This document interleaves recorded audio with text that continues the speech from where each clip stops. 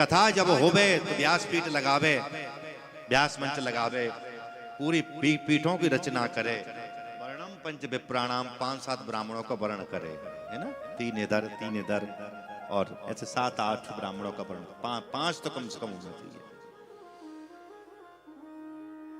कथा किससे करानी चाहिए? बोले कथा ब्राह्मण के मुख से ही करानी चाहिए। वेद शास्त्र विशोद्रकृत दृष्टांत कुशलो धीरो, कथा ब्राह्मण से ही करानी चाहिए भैया। कभी कभी जब शादी विवाह होते हैं ना, तो ब्राह्मण लोग जो अच्छे आचार होते हैं वो पैदा नहीं होते, वो तो पहले से बुकिंग रहती है। वो शादी कैसे हो तो कहते हैं पंडित जी का बेटा ही लाके बैठा दो, मंगलम भगवान विष्णु तो बोलता रहेगा, अरे चावल तो फेंकता रहेगा, उससे ही कल्याण हो जाएगा। सर्वतो भद्र नवग्रह इत्यादि सबका पूजन करें, प्रधान पीठ की रचना करें, कथा में बांस लगावें। वही उसी समय से बांस की रचना होने लगी, बांस लगाने लगे। कहते कथा के नियम होते हैं, कथा वक्ता को कैसे कथा कहनी चाहिए, श्रोता को कथा कैसे सुननी चाहिए। वक्ता को घी पी करके कथा कहनी चाहिए और श्रोता को, परीक्षित को, आयोजकों को घी पी करके कथा सुननी चाहिए। हाँ, मैं नहीं कह रहा हूं, भागवत जी कह रहे हैं।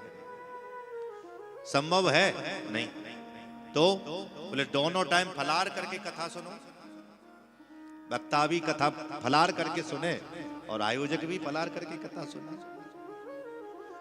बोले महाराज ऊपर बढ़िया ब्रेड पकोड़ा बन रहे हो, मटर पनीर बन रही हो, तो व्रत कहाँ रह पाते, फिर मन नहीं लगता, हाँ? फिर मन नहीं लगता। बोले कहाँ ये पेटा की कली खाते डोलेंगे, कहाँ केला खाते डोलेंगे, जब तक राम नाम का गोला नहीं जाता तब तक ही शांति कहाँ होती है। महाराज ये चक्कर में मुझे बन डाल।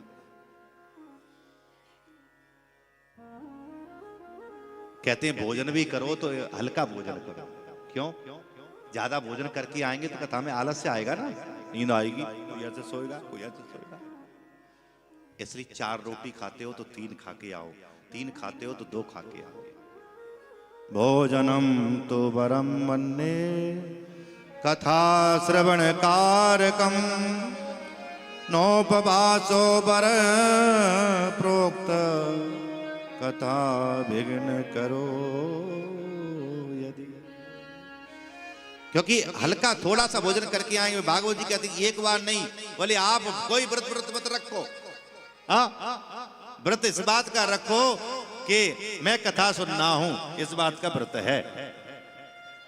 4 खाते हो तो 3 खा के आओ, 3 खाते हो रोटी तो 2 खा के आओ, लेकिन कथा का नियम जो हमने ले रखा है वो कथा जरूर सुनो। हाँ, कथा में क्रोध नहीं करना चाहिए। कोई किसी के, जितने भी लोग आम है सबका मान सम्मान, बहन बेटी सबका, जितने भी आम है सबका आदर करो। कथा होने के बाद में प्रसाद बांटो, सबको खूब प्रसाद दो, चकाचक। ब्रह्मचर्य का पालन करो, हो सके तो जमीन पर सो, जमीन पर नहीं सो सकते तो आप बेड पर सोइए, चारपाई पे मत सोइए, है ना। लेकिन हमारे आयोजक जी तो ऐसे हैं जिन्हें तो किसी बात की चिंता ही नहीं, इन्हें बैठ की कोई पहले से आज से नहीं, मैं तो 10 सालों से देख रहा हूं। शर्मा जी हमारे बैठे हुए हैं आदरणीय, जो परिचित ग्रुप में।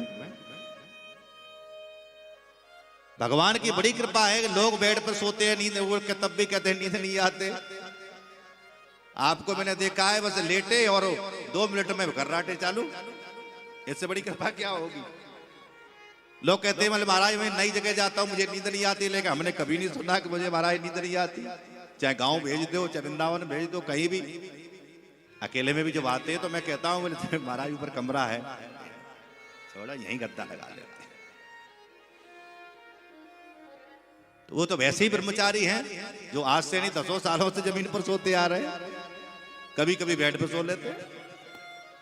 अच्छी बात, झूठ नहीं बोलना चाहिए, हो सके तो छोर कर्म भी ना करें।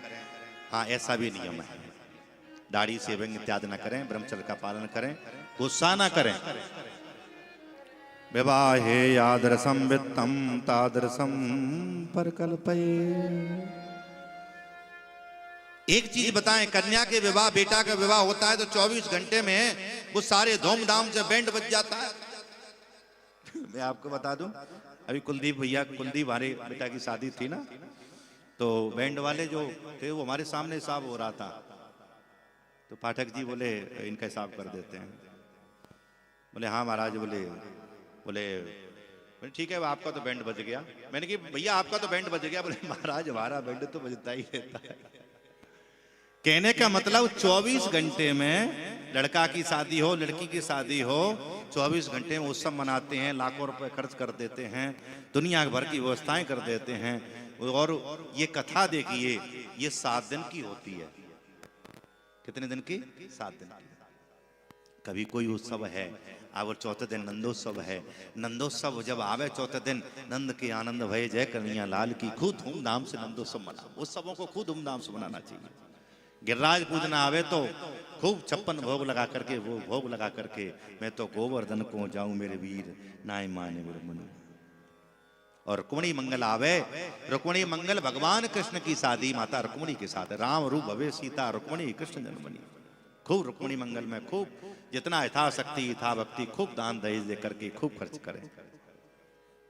ऐसे भागवत के जितने भी उत्सव हैं, विवाहे यादृशम मित्रम तादृशम पर कल्पयेत।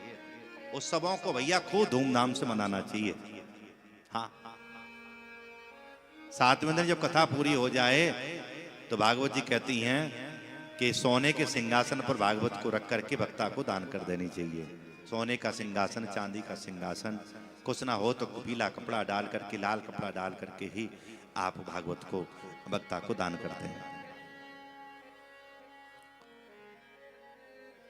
इन नियमों को आप लोग पालन करें। आप सब जानते हैं, कथा में कोई भी आवे, संत आवे, ब्राह्मण आवे, अतिथि आवे, रिश्तेदार आवे, सबका सम्मान करो। जैसे अपनी बेटी का, दामाद का सम्मान करते हैं, जी आपने फूफा का, वो बुआ का सम्मान करते हैं, उसी प्रकार कोई भी आ जाए सबका सम्मान करो। क्योंकि यहाँ कोई बन, यहाँ सब एक से हैं, सब भक्त हैं, सबका सम्मान करिए, प्रसाद सबको दीजिए। इन नियमों का आप पालन करेंगे तो ठाकुर जी की कृपा आपके ऊपर जरूर होगी।